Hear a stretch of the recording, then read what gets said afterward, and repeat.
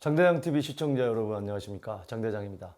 어제 홍남기 경제부총리가 발표한 바로 세부담 완화, 재산세, 종합부동산세, 건강보험료 다 발표했습니다만, 자, 1세대 1주택자에 대해서는 전년 수준으로 동결하는 거, 완화가 아닙니다. 예, 완화라는 표현은 제가 볼 때 맞지 않아요.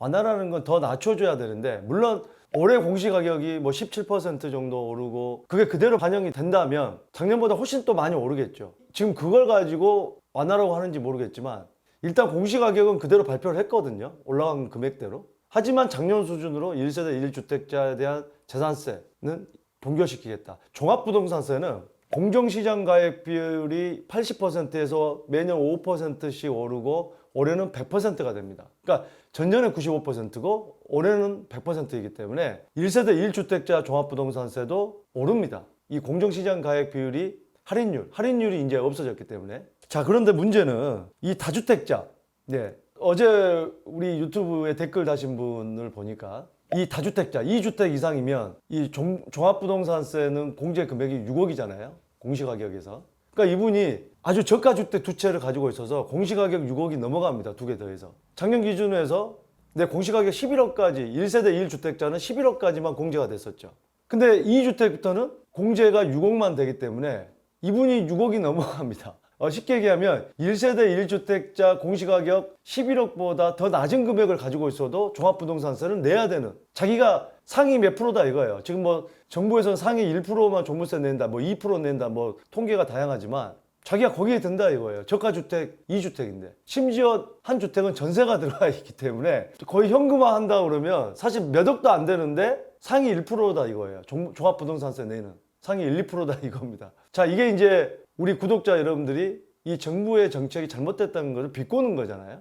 근데 비꼬는 게 아니고 이건 맞는 얘기인 것 같아요. 맞습니다. 자, 그래서 이 다주택자도 어떤 선별해서 완화할 필요가 있는데 그 기준을 지금 정하지 않았고 전혀 지금 다주택자에 대한 혜택은 없습니다. 물론 어제 제가 발표를 했습니다만 1주택자와 상관없이 공시가격 3억 이하는 재산세를 전년 대비해서 어떤 상한선을 유지하는 그런 발표안은 있었습니다만, 글쎄요, 그게 크게 영향이 있을지 모르겠습니다. 자, 그래서 이 지금 다주택자 17%, 공시가격이 17%, 지역에 따라 15%, 18% 올랐기 때문에 세금 폭탄을 올해도 피할 수 없게 됐다. 다주택자를 제약시한다. 지금 제가 몇 번 방송에도 말씀드렸습니다만 우리가 지금 임대주택 공급 중에서 민간 임대주택, 그러니까 다주택자 또는 1주택자지만 본인이 전월세 살고 전월세를 줄 수도 있기 때문에 이 임대주택 민간이 공급하는, 정부에서 공공이 공급하는 건 10%도 안 되거든요.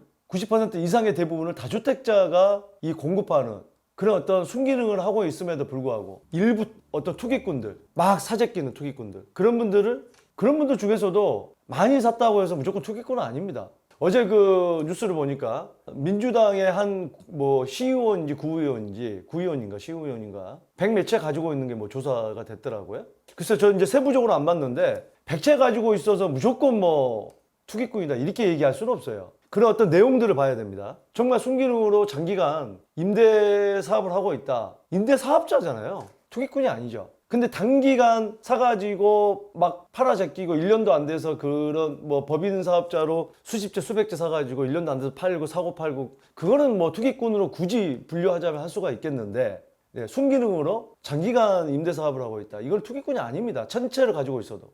그렇게 따지면은 부영이라든지 이런 건설회사가 제일 투기꾼이죠. 그냥 몇 채 가지고 있냐만 따지면은 이런 기업들이 투기꾼이죠. 투기꾼이 아니잖아요.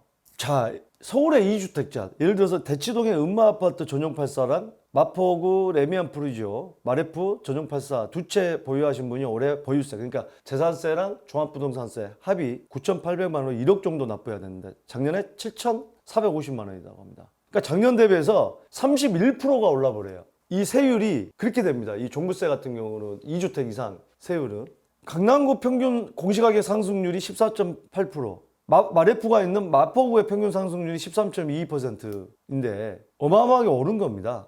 뭐 이게 돈 1억 그냥 없어지는 건데 세금은 작년 대비해서 거의 2,500만 원 오른 거거든요. 소형차 한 대 값입니다.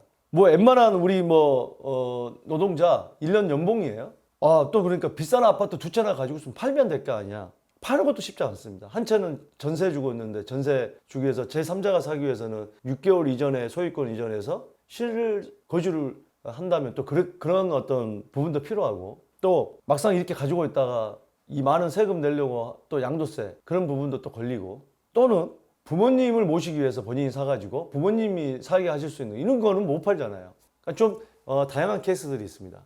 효자 노릇하기 위해서 자기 명의로 사서 부모님을 살게 하는 가족도 적지 않게 있더라고요. 이런 분들 서울에 살다가 뭐 공기업 이전이든 뭐 직장 때문에 지방에 갔는데 거기서 이제 새를 살 수도 있지만 집을 한 채 샀어요. 그런 경우도 있고. 그러니까 그런 케이스들은 여러 가지 좀 다주택자라고 무조건 다 거기에 포함돼서 일괄적으로 분류를 하는 것보다는 이런 몇몇 케이스를 해서 핀셋 규제를 하자는 거죠. 순기능들을 좀 제어시키거나 부담을 줄여주는 그런 부분도 필요하다. 자, 우리 모르겠어요. 이 방송을 뭐 이렇게 정치권에서도 아니면 행정을 하시는 분도 보실지 모르겠지만 뭐 그도 꽤 본다고 저는 얘기 들었습니다. 주변에.